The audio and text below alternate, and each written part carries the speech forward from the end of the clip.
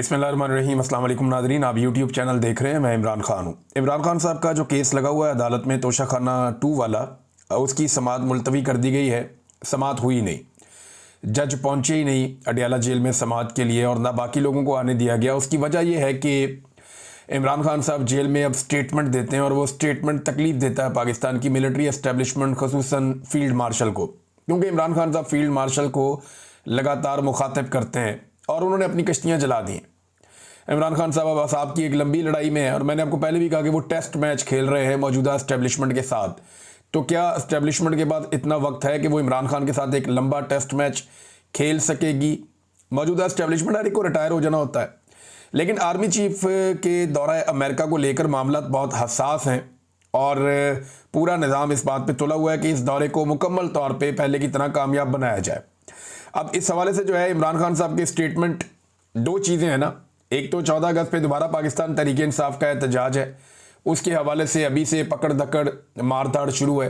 हुकूमत जो है वो तमाम फस्तायत के हथकंडे इस्तेमाल कर रही है, सवाए खैबर पख्तूनख्वा में कहीं पे भी। अच्छा देखिए, खैबर पख्तूनख्वा को अलग तरीके से डील किया जा रहा है, वहाँ पे सिक्योरिटी के हालात बहुत ख़राब हो गए हैं और बाकी सूबों में पकड़ दकड़ और मारधाड़ है। तो दोनों जगह के ऊपर जो है वो आवाम के लिए मुश्किलात हैं। अब 14 अगस्त के हवाले से इमरान खान साहब का कोई स्टेटमेंट ना आए तो हुआ ये कि जज साहब ने जुडिशल कम्प्लेक्स से ही, ये जज है शाहरुख अर्जुमंद, इन्होंने वहीं से जनाब ऑर्डर दे दिया कि आइंदा तारीख जो है वो अब 15 अगस्त है, यानी 14 अगस्त का जो एहतजाज है पाकिस्तान तहरीक इंसाफ का वो निकल जाए। उसके बाद 15 अगस्त को इमरान खान साहब का केस चलेगा अडियाला जेल में, तो इसको आगे ले गए हैं। और साथ ही साथ आर्मी चीफ के दौरे से पहले दो लोगों ने ट्वीट किया, एक ख्वाजा आसिफ ने किया और एक शहबाज शरीफ ने किया। ख्वाजा आसिफ ने दोनों ज़ुबानों में किया, उर्दू में भी किया, अंग्रेज़ी में भी किया, और इन दोनों ने डोनाल्ड ट्रंप की तारीफ़ की है और बहुत ज़्यादा तारीफ़ की है, मीठी भरी तारीफ़ की है। तो ये बेमौका तारीफ़ क्यों कर रहे हैं? अभी तो डोनाल्ड ट्रंप ने पाकिस्तान के बारे में ऐसा कुछ नहीं किया।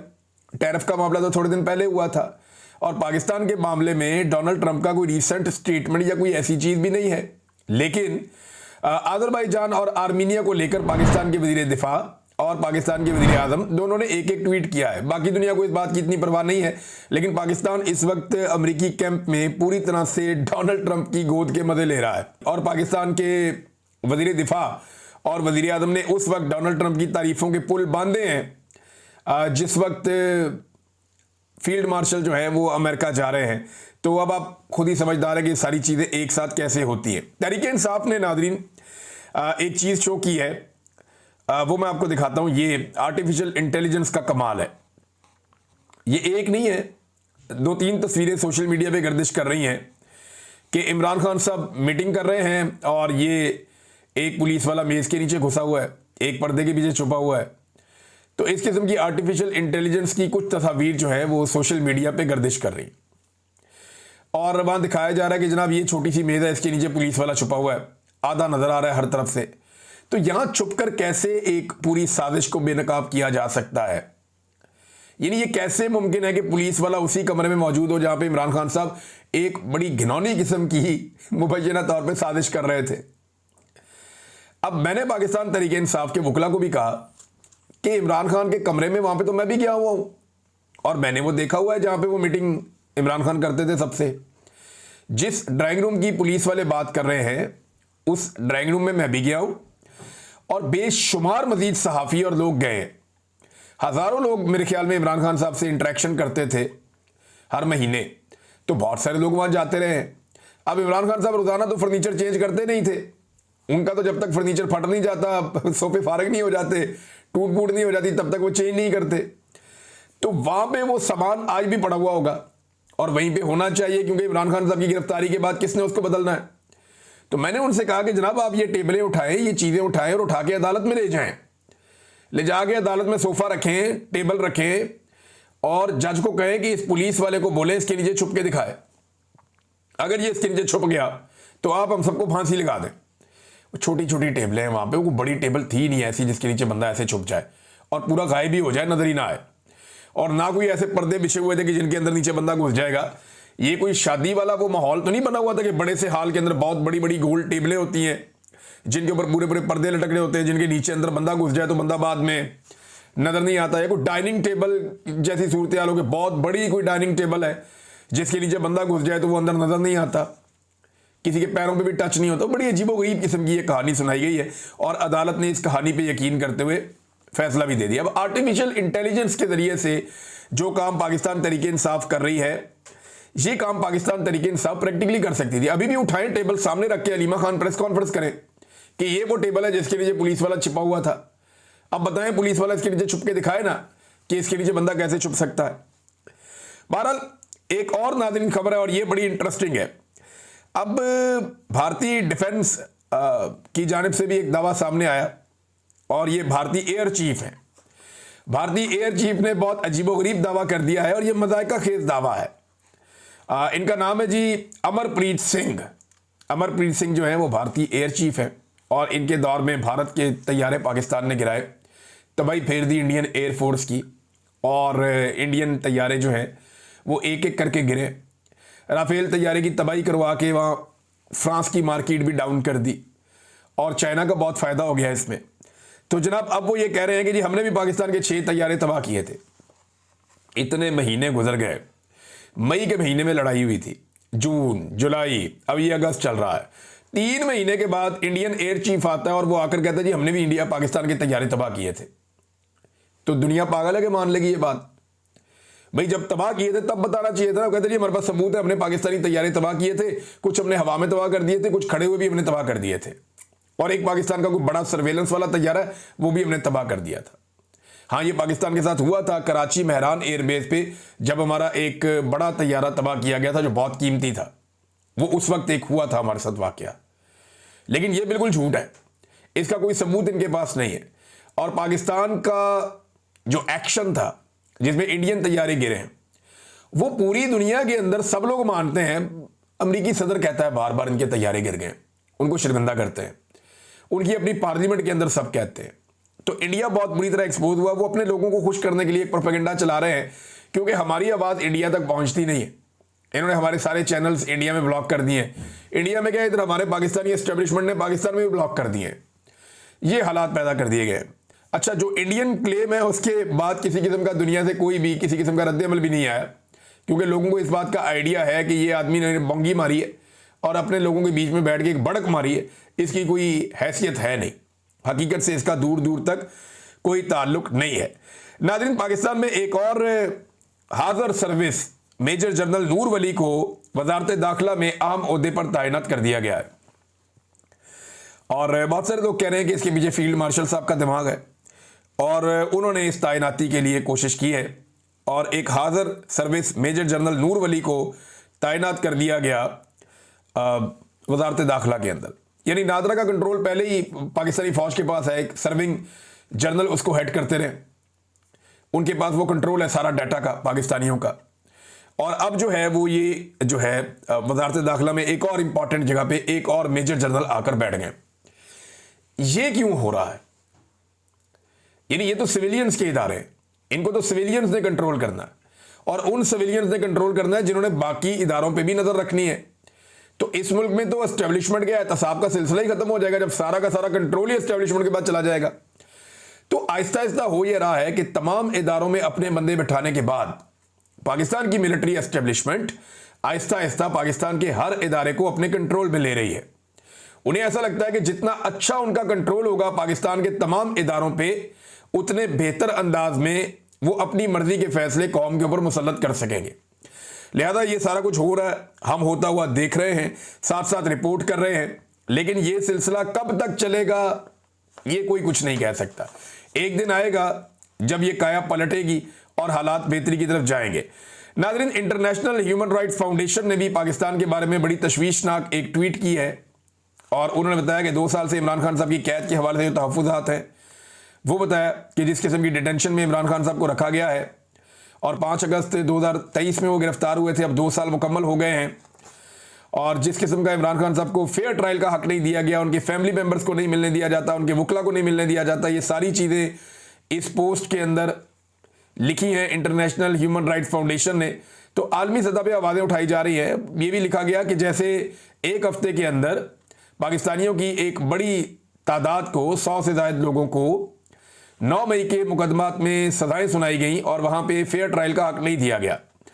और साथ ही साथ 85 जो सिविलियंस हैं उन्हें मिलिट्री अदालतों से सजाएं दी गई हैं। तो मुतालबा किया गया कि ये सिलसिला बंद किया जाए, ये सिलसिला ख़त्म किया जाए।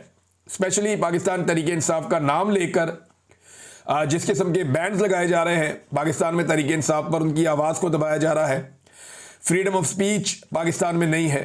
साथ ही साथ जो लोग एहतजाज करना चाहते हैं उन्हें गिरफ्तार किया जाता है, जो कुछ 5 अगस्त को हुआ और जो लगातार होता चला जा रहा है। इस सब के खिलाफ जो है वो ना सिर्फ मजम्मत की गई बल्कि आवाज़ उठाई गई और पाकिस्तान की जो रियासत है उसे कहा गया कि इस किस्म की चीज़ें बंद करें, ये इंटरनेशनली आप वायलेशन कर रहे हैं ह्यूमन राइट्स की, जो इंटरनेशनल लेवल के ऊपर एक सेट पैटर्न है पाकिस्तान उससे बार बार बाहर निकल जाता है। अब नाज़रीन, बलूचिस्तान की सूरत हाल क्या पाकिस्तान के हाथ से बाहर निकल रही है? एक्चुअली तो बलूचिस्तान पाकिस्तान है ना, एक सूबा पाकिस्तान का, लेकिन बलूचिस्तान के हालात लगातार बिगड़ते जा रहे हैं। पाकिस्तान का जो वजीर दाखिला है या पाकिस्तान की जो एस्टेब्लिशमेंट है वो एक डिनाइल की सिचुएशन में, जिस वक्त बार बार सियासतदान भी कहते थे, हम भी कहते थे, बलूचिस्तान में जो हमारे दोस्त हैं वो ये बताते थे कि बलूचिस्तान हाथ से निकल रहा है, बलूचिस्तान के हालात ख़राब हो रहे हैं, वहाँ पे एक नफरत बढ़ती चली जा रही है। तो उस वक्त सब कहते थे कि ये लोग प्रोपेगेंडा कर रहे हैं और ये लोग पाकिस्तान के ख़िलाफ़ हैं, पाकिस्तान के गद्दार हैं और ये बगावत पे उकसा रहे हैं। हम पहले बता रहे थे कि चीज़ें हाथ से निकल रही हैं और ये कहते थे एक SHO की मार है। इन्होंने बहुत झूठ बोला कौम से। जाफर एक्सप्रेस के इंसिडेंट में जो कुछ हुआ उस सारे को कौम से छुपाया गया। बहुत सारी चीज़ें जो कौम को पता होनी चाहिए थी वो कौम को नहीं बताई गई और बलूचिस्तान आहिस्ता आहिस्ता आहिस्ता एक नो गो एरिया में कन्वर्ट हो गया। बजाय इसके कि एस्टेब्लिशमेंट होश के नाखून लेती, उन्होंने डंडे का सहारा लिया, बंदूक उठाई, गोली का इस्तेमाल किया, जबरी तौर पे इंसानों को लापता किया और नफरत को हवा देना शुरू कर दिया। अब जो चिंगारी एक भड़क रही थी बलूचिस्तान में, बजाय इसके कि उसको ठंडा करते, उसमें पानी डालते सियासतदान आकर, एस्टेब्लिशमेंट ने उसको हवा देना शुरू कर दी और अब वो एक आग के अंदर बदल चुकी है। बलूचिस्तान की सूरत हाल क्या है इस वक्त जो लेटेस्ट है, उस हवाले से कुछ चीज़ें मैं आपको बताता हूं कि सिक्योरिटी की बिगड़ती सूरत हाल का अंदाजा आप इस खबर से लगा सकते हैं कि पंजाब से एक शख्स को कहा गया कि ऑफिसर है, सीनियर ऑफिसर हैं, कि आपको हम IG बलूचिस्तान की पोस्ट दे रहे हैं, आप बलूचिस्तान चले जाएं। अब IG की जो पोस्ट होती है ना, ये बड़ी अहम होती है। जो IG लग सकता है बलूचिस्तान में वो बाद में इस्लामाबाद में, पेशावर में, लाहौर में, कराची में, कहीं भी IG लग सकता है। एक बड़ा ओहदा है ना, उससे फ़ायदा उठाया जा सकता है। लेकिन इस ऑफिसर ने IG बलूचिस्तान लगने से इनकार कर दिया। अब आप अंदाज़ा करेंगे एक ऑफिसर IG जैसा ओहदा उस पर जाने से इनकार कर रहा है कि भाई मैं इस सूबे में नहीं जा सकता। और यौम आज़ादी की जो तकरीबात हैं वो 7 अगस्त को पेशगी मना ली गई, ये भी आप अंदाज़ा कर लें। यानी आप 14 अगस्त की तकरीबात यौम आज़ादी मनाते हैं ना, वो 7 अगस्त को पेशगी तकरीबात कर ली गई। अब विजुअल इकट्ठे किए जा रहे हैं कि जनाब 14 अगस्त पे हम चला लेंगे।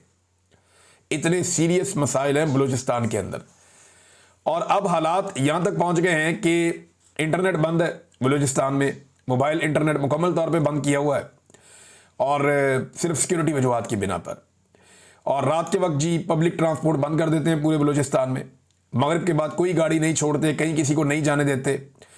और पंजाब जाने वाली बसों में 2 गनमैन तैनात किए जाते हैं अब हर बस के अंदर, ताकि लोग जो है वो हिफाजत के साथ पहुंच सकें। ऐसा पाकिस्तान में और कहीं नहीं होता।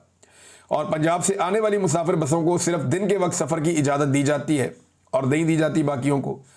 जो अहले तशी हैं, जो ज़ायरीन हैं, इसमें सुन्नी भी चले जाते हैं, ये ईरान और इराक, तो इसमें ये जो ज़ायरीन जाते हैं इनको सड़क के ज़रिए जाने से मना कर दिया गया है।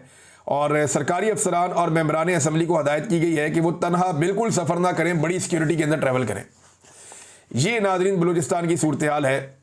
जो लोग ये दावा करते हैं कि बलूचिस्तान ठीक हालात में है, वो जाकर ज़रा आईना देखें और अपने गिरबान में झांकें कि उन्होंने इस डिनाइल में बलूचिस्तान को कहाँ तक पहुँचा दिया है।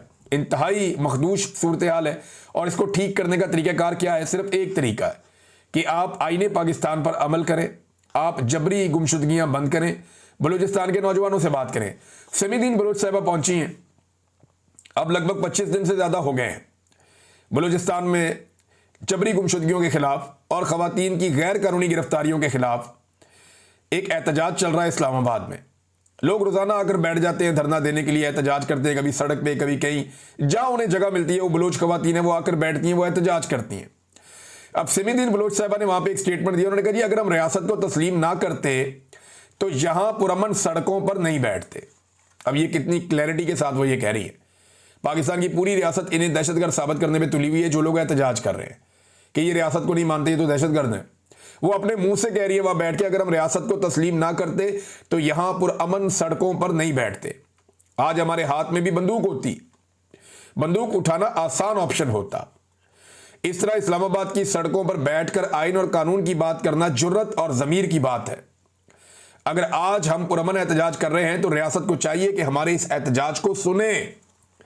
अगर इस तरह हमें दहशतगर्द बनाया गया तो फिर जो पुरअमन सियासी जद्दोजहद पर यकीन रखते हैं उनका भी एतबार उठ जाएगा। अब ये बड़ी अक्ल वाली बात है, एक खातून है वो कर रही हैं, रियासत को वक्त से पहले समझा रही हैं कि जो लोग अभी भी रियासत पे भरोसा करना चाहते हैं, जो लोग अभी भी चाहते हैं कि कोई हथियार ना उठाए, पुरअमन तरीके से बलूचिस्तान का मसला हल हो, वो सड़कों पर आकर बैठे हैं बजाय उनकी बात सुनने के। आप उनके ऊपर जुल्म और सितम कर रहे हैं।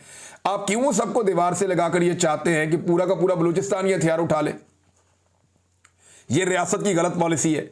इसको नवाज शरीफ ने माजी में कंडेम किया था, आजकल नवाज शरीफ खामोश है। इसको इमरान खान साहब ने कंडेम किया था, आजकल वो जेल में है। और हर दौर में ये जुल्म होता रहा है बलूचिस्तान के लोगों के साथ, कबायली इलाकों के लोगों के साथ। अब ये सिलसिला रुकना चाहिए क्योंकि अब काफी ताखीर होती चली जा रही है और हालात एक के बाद एक मजीद खराब होते चले जा रहे हैं गुजरते वक्त के साथ। नाज़रीन, मेरे पास से दो खबरें और हैं। एक तो ये है कि गर्मी की वजह से जो पंजाब के स्कूल हैं वहां पे ये कह दिया गया है कि 1 सितंबर को स्कूल खुलेंगे, यानी बच्चों का 15 दिन का मजीद नुकसान हो जाएगा। अब मौसम तो तब्दील हो रहा है, बजाय इसके कि बच्चों को सहूलतें दी जाएं, स्कूलों को अपग्रेड किया जाए, सूरत को बेहतर किया जाए, ये जो लंबी छुट्टियां हैं ये बच्चों के सिलेबस का नुकसान करेंगी। ये भी एक रियलिटी है। टीचर्स ने मुझे बताया कि ये इससे नुकसान होगा। अब देखें आगे स्मोक आ जाएगी। स्मोक के दिनों में दोबारा स्कूल बंद कर दिए जाते हैं। उसकी वजह यह कि एक नया फिनोमिना है ना, तो अगर गर्मियों की छुट्टियां 3 महीने तक लंबी भी हो जाती थी तो फिर जो सर्दियों में ये कसर पूरी हो जाती थी। लेकिन अब सर्दियों में स्मोक की वजह से स्कूल बंद किए जाते हैं और बच्चे स्कूल नहीं जा पाते। ये एक नई चीज़ है। तो क्लाइमेट चेंज ने जो पाकिस्तान के अंदर इन्वायरमेंट की तबाही हुई है गुज़िश्ता चंद दहाइयों में, जिस पे हमने बिल्कुल तवज्जो नहीं दी, उसने बच्चों की तालीम और आने वाले जो नस्ल है उसकी ट्रेनिंग पे बड़े खौफनाक असरात डाले हैं। और ये चीज़ें हमें फेस करनी पड़ेंगी। पाकिस्तान को बेहतर प्लानिंग की ज़रूरत है, लेकिन मौजूदा रजीम जो है इसके पास तो हर चीज़ का एक ही हल है, बंद कर दो। कोई मसला हो रहा है इंटरनेट बंद कर दो, कोई और बात हो रही है मोबाइल फ़ोन बंद कर दो, कोई वाक़या होने वाला जी डबल सवारी बंद कर दो, कोई और चीज़ हो रही है जी दहशतगर्दी का खतरा है जनाब डबल सवारी बंद कर दो, स्कूल बंद कर दो, सड़कें बंद कर दो, यानी लीडर भी बंद कर दो। इनके पास हर चीज़ का एक ही हल है कि बंद कर दो। किसी चीज़ को दुरुस्त करने की कैपेसिटी है नहीं और बंद करने के अलावा इनको कुछ और आता नहीं है। नाज़रीन, पाकिस्तान में शुगर मिलों को नवाजने के लिए जो है वो एक लंबा सिलसिला चल रहा है। अब ये एक और काम डाल दिया गया है। ये दो चीज़ें हुई हैं। एक तो चीनी के अंदर ये बेशुमार पैसा कमाते हैं। जब ये ख़रीदारी करते हैं गन्ने की तो ये इस तरीके से ख़रीदारी करते हैं कि किसानों को इंतज़ार कराते हैं, उन्हें किराया पड़ता रहता है ट्रॉलियों का, गन्ना खुश्क होता रहता है और ये बाद में उसका वज़न कम करके फिर ख़रीदते हैं। एक तो वज़न के अंदर 2 नंबरी करते हैं, दूसरा वज़न में 2-3 किस्म की 2 नंबरी हैं जो ये लोग करते हैं, और दूसरा ये कीमत अदा नहीं करते किसान को पूरी, बहुत सस्ता गन्ना ख़रीदते हैं। फिर चीनी की कीमत कभी स्टॉक करके, कभी सट्टा खेल के, कभी हुकूमत के साथ मिलकर, कभी एक्सपोर्ट करके, कभी इंपोर्ट करके उसके अंदर भी ये दिहाड़ियाँ लगाते हैं। और आखिरी चीज़ जो अब एक और इनको मिलती है, ये फोक एक गन्ने से पैदा होता है। हम इसे फोक कहते हैं, बिगास भी कहते हैं इसे। इससे बिजली बनती है, ये कोयले की तरह जलता है। और अब किया ये गया है हुकूमत की जानिब से कि ये इसकी कीमत पहले आधी होती थी, अब डबल कर दी गई है। इसकी कीमत को भी कोयले की कीमत के बराबर कर दिया गया है ताकि इस हिसाब से मुनाफा और फ़ायदा दिया जाए इन शुगर मिलों को। यानी कैपेसिटी पेमेंट शुगर मिलों को भी अदा की जा रही है जो बिजली वो पैदा करती हैं या कर सकती हैं। जो दस्तावेज़ात आई हैं उनके मुताबिक, ये एग्जैक्ट प्रेस की न्यूज़ है, वो ये कहते हैं कि दस्तावेज़ात में इंकशाफ हुआ है कि गन्ने के फोक से बिजली बनाने वाली 8 शुगर मिल्स को हुकूमत की जानिब से कैपेसिटी पेमेंट अदा कर दी गई है। और इसमें जनाब गुज़िश्ता माली साल में 8 शुगर मिल्स को 3 अरब 42 करोड़ रुपए अदा किए गए। अलमुइज़ इंडस्ट्री को पैसा दिया गया नाज़रीन इसके अलावा जहांगीर तरीन की मिलों को पैसा दिया गया, हमजा शुगर मिल को जनाब पैसा दिया गया, और दीगर बहुत सारी, रहीम यार खान शुगर मिल है उसको भी दिया गया पैसा, और कई और मिले इनको पैसा दिया गया है। तो आप अंदाज़ा करें कि पाकिस्तानियों को कैसे कैसे ये माफियाज चूना लगाते हैं। अब तक के लिए इतने, अपना ख्याल रखिएगा, अपने इस चैनल का भी। अल्लाह हाफ़िज़।